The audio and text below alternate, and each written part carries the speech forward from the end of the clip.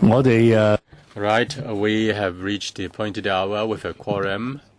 Let us first elect a chairman. I nominate Mr. Sin Chung Kai.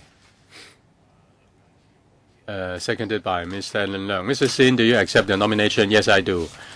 Is there any amendment? If not, then Mr. Sin, please take the chair.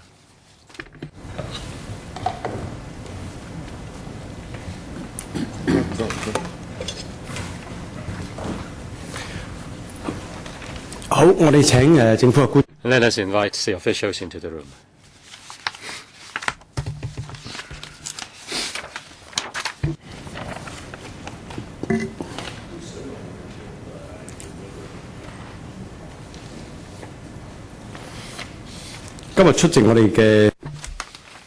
Attending our meeting, we have the representatives from the Security Bureau and the police.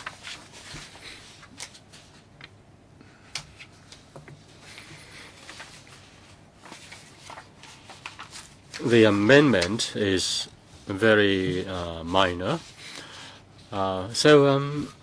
Mrs. Would you please give us the grounds for the cost increase? Ms. Ng, please. Mrs. Ng, please. Thank you, Chairman.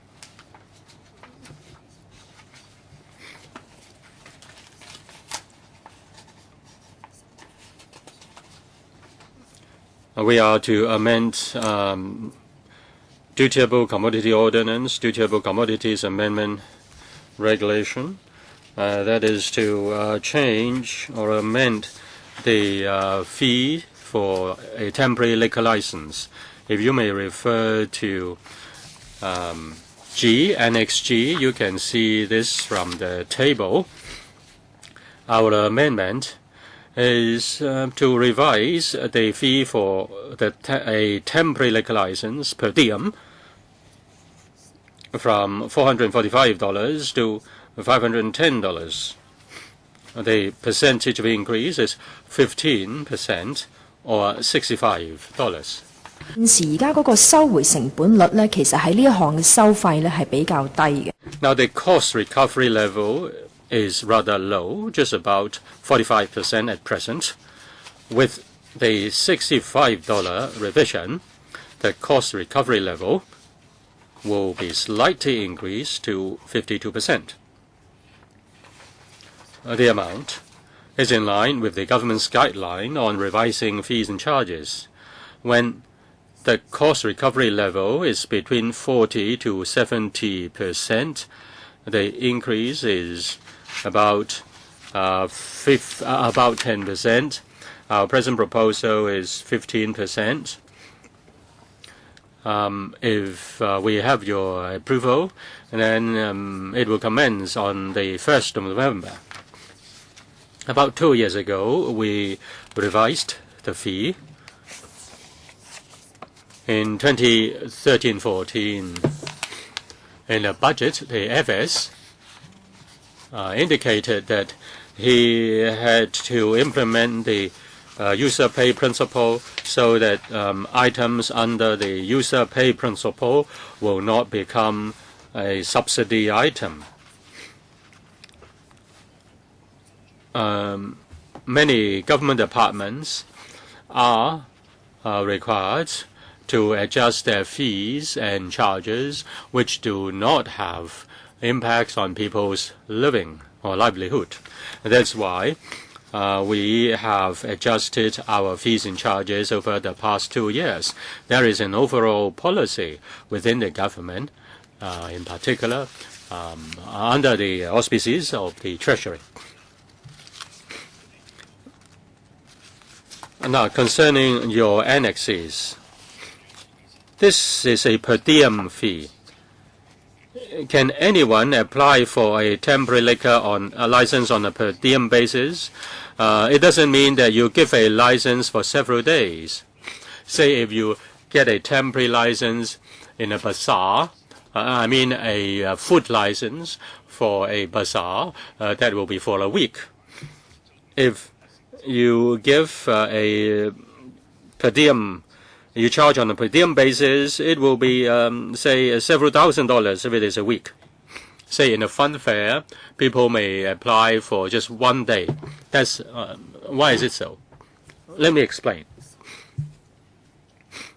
Mr. Cheung is right. It is on a per diem basis. It's not per application, but per diem. Whether it's 10 hours, is it, or 5 hours, right? You know,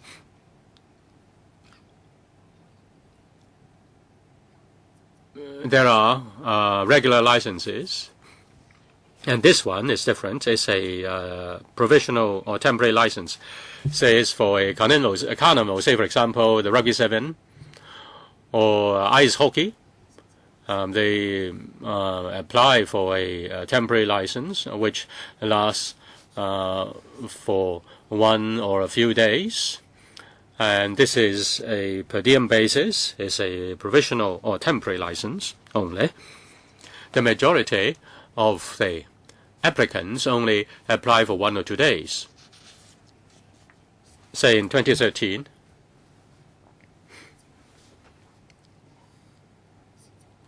total number of temporary license, legal license 205.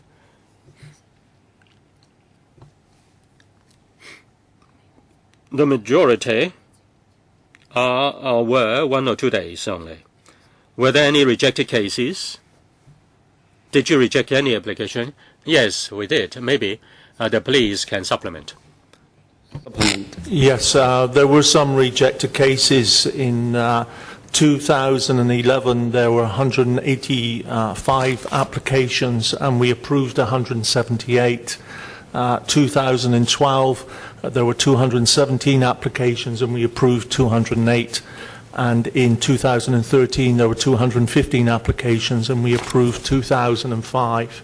The main reason for rejecting applications was the unsuitability of the venue at the time. Yeah, that I understand. They have to look at the premises or the venue and see whether it is suitable. You need to have a proper liquor license before you can get a temporary license. I know that the number will not affect many people, but I hope the administration and the Security Bureau in particular understand, and also I hope the Food and Health Bureau will also understand this. Although I don't oppose this this increase, I still want to make this point. Now, there is the argument that for non-livelihood issues, the matter should be under cost recovery principle. But if you look at the food license, now, Chairman, you were a municipal councillor, the regional councillor. In fact, the Urban Council cut license fees in 1998, 1999. It cuts the liquor license fee, and after the abolition of the 2 municipal councils, there was a consensus among the political parties, and afterwards there was the Asian financial crisis and then SARS. We have frozen the license fees. Whether licenses which involve the police or licenses which involve the FEHD, you can say that they are seriously below the level of cost recovery. Now, the FS is forced to say this. As far as money is concerned, it's not about people's livelihood, it's about the business people, so they can just ignore the business people. Now, there is a historical background. The fees have been frozen for more than a decade.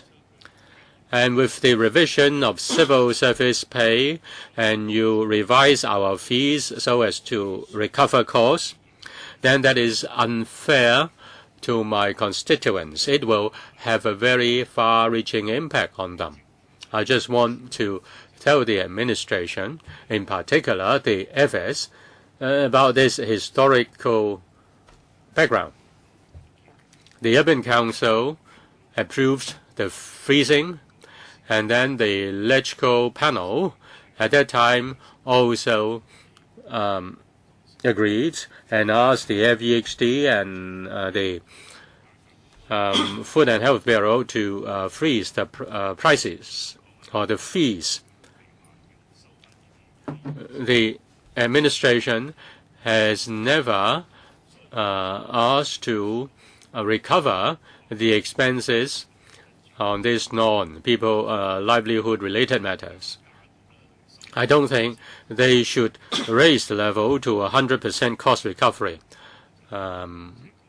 Without further ado, I just want to make these few points, and I don't think we need a public hearing because not too many people will be affected. All right. Apparently, there are no further views. If I may also say something. I understand the background as pointed out by Mr. Tommy Cheung. But on behalf of the Democratic Party, I'd like to say that our principle is that for the non-livelihood charges, we should steadily, aim for cost recovery, in order that the taxpayers will not have to subsidize these people who are in business. That is our opinion. I also think that we do not. We're talking about 200 odd people who will be affected, and even if we invite them to come for a hearing, they will probably not come. So I don't think we need to have a hearing.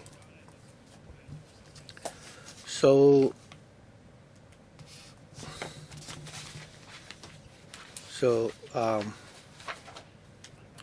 if there are no further views,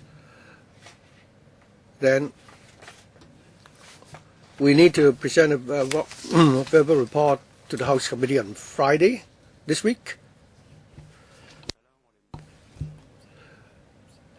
First of all, there is no need for a postponement, so I think on the 27th of June, that is Friday this week, we will make a verbal report. Mr. Tommy Cheung, would you like to speak at the council sitting? No?